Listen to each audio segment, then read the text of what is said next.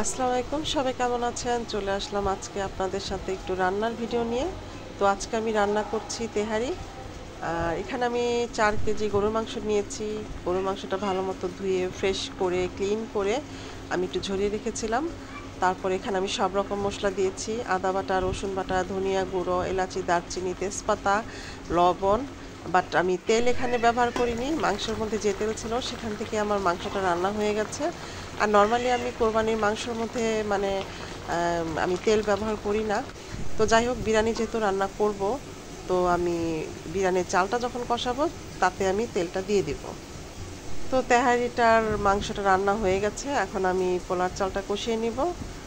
আর কাঁচামরিচ তো এখানে আমি আস্ত দিয়েছিলাম কিছু। তো পোলার চালটা আমি এখানে কষাচ্ছি, দেখতে পাচ্ছেন আমার কষ্ট হচ্ছে কষাতে, কারণ এক হাতে মোবাইল আর এক হাতে এতগুলো চাল। ও হ্যাঁ, আরেকটা কথা বলে রাখছি, এখানে আমি 2 কেজি পোলার চাল নিয়েছি আর মাংস ছিল ওখানে 4 কেজি। তো যাই হোক, চালটা ভালো মতো কষিয়ে তারপর আমি এখানে মাংসটা ঢেলে দিয়েছি।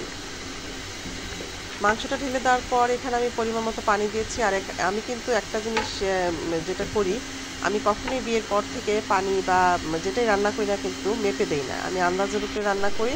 আলহামদুলিল্লাহ আমার রান্নাটা সুন্দর হয়। তো যাই হোক, বিরিয়ানি তেহারিটা হচ্ছে, বারবার শুধু বিরিয়ানির নামটাই আসছে। আর যেহেতু বিরিয়ানিটাই বেশি রান্না করি, আর অনেকদিন ধরে ইচ্ছে করছিল যে আমি তেহারি খাবো। তো জাস্ট মানে রান্নাটা করা। আর যেহেতু এটা জমা গতকালকের ভিডিওটা ছিল, শুক্রবার ছিল, সবাই বাসায় ছিল, আর এই কারণে রান্নাটা কমপ্লিট করেছি। আলহামদুলিল্লাহ অনেক ভালো হয়েছিল খেতে।